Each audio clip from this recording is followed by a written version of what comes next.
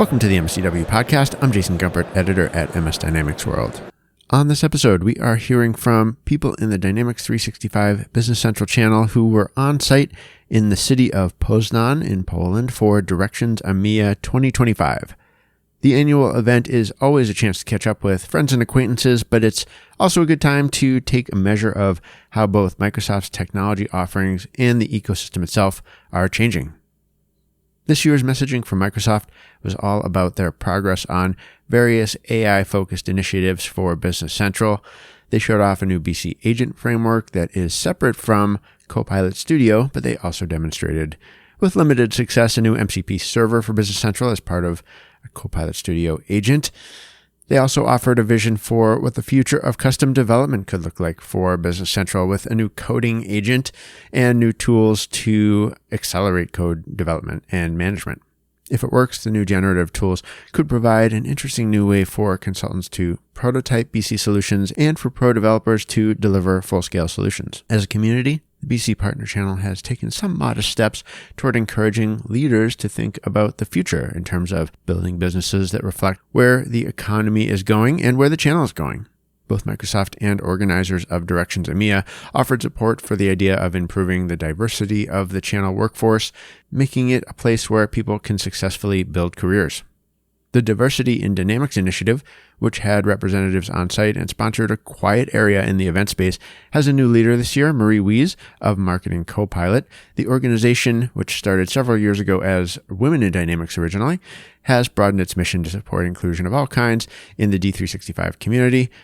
Marie talked to me live at Directions EMEA in the conference center and explained some of the goals she sees over the next 12 months for impacting the D365 space in a way that will prepare organizations for the future while expanding opportunity. Well, we want to see a more diverse tech sector. We want to see a more diverse community. And we, just here's one simple thing. I've had many people come up to me and say there are not enough young people entering the channel. There's not enough young people who want a career in the Microsoft channel. And that's difficult from a recruiting perspective for people. We do have an aging population in the Microsoft channel of people who've been here for a long time. It's a hard channel to get to know. And they've been here for a while. I'm a newcomer at 10 years. And those people are going to want to retire. They're going to want to leave. And we need new life. And we need new blood. And we need new creativity. We can't keep doing things the same way we always have. So we would really like to have a plan going into 2026 to not just get as many people involved as possible, but to show how we're moving the needle. Because let's face it, we're all busy human beings. We could spend our time many ways. A lot of people dedicate their time to this topic because they care passionately about it, but we do want to see change. We want there to be more women, more persons with disabilities, both visible and invisible, that are saying, I want to be part of tech. That it's a safe space for people who haven't always felt that there has been a safe environment for them to work in. So I've talked to lots of CEOs while I've been here and talked about some really great success stories of people who've done things really differently.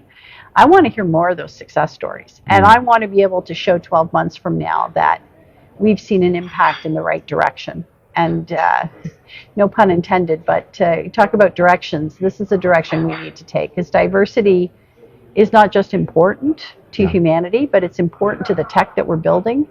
And I think it's important to our businesses in general. With a range of product announcements at the event, Business Central partners ought to have some new ideas and concepts to introduce to clients over the next 6 months. More AI-related features are, of course, coming. Some of them are reaching GA or public preview, and they will require a different approach than your typical Business Central feature update.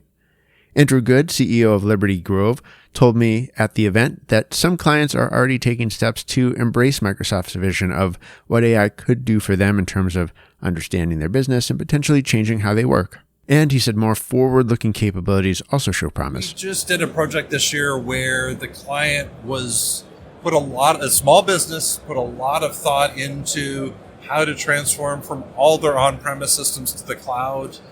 And they basically built a foundation and sort of like 4 walls around their data, but to allow them to start to mine that and use that for AI to answer questions, to make sure that things are complete in their business. So it's been a really exciting journey to work with them. Is that the kind of thing you can learn that other customers can learn from?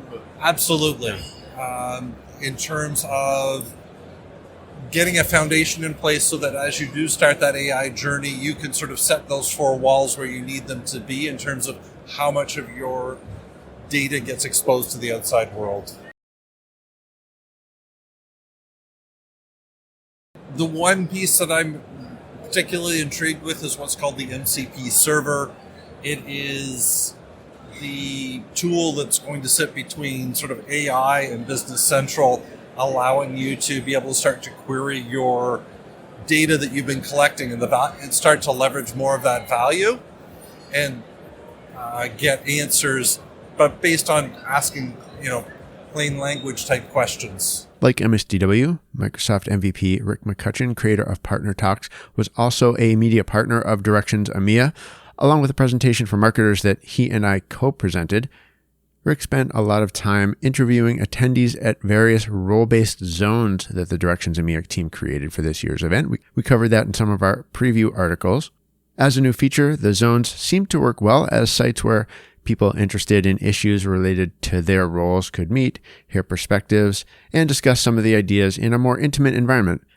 Rick told me that he heard from various partners about their plans for adapting to Microsoft's vision for AI. These are exciting times for partners, and if we want to call them SMB partners or Business Central partners, this is the show to be at. The Direction show in EMEA, as well as the Direction show in North America, are being well attended, and I think it's the place where partners kind of show up to find out what's going on. And we see the growth of the products. So, on the opening keynote, they announced 50,000 customers for this product. So that's significant.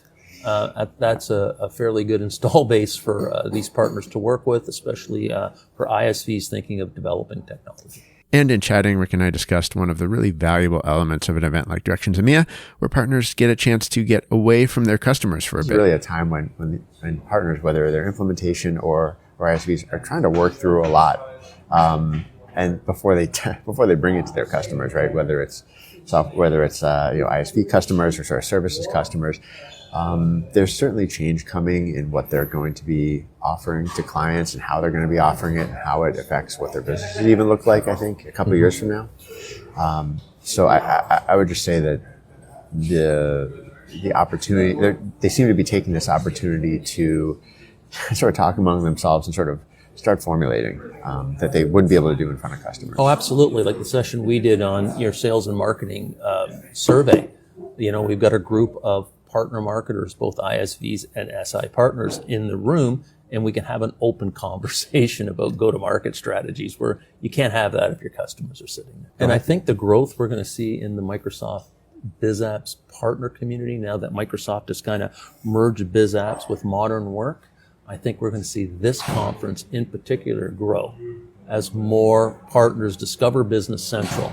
And that's a product you can, a 5-user company up to a 500 person company can use is really going to be appealing to a lot of new partners. Finally, I want to turn back to Marie for some comments and discussion on what it means to see and support change in the channel.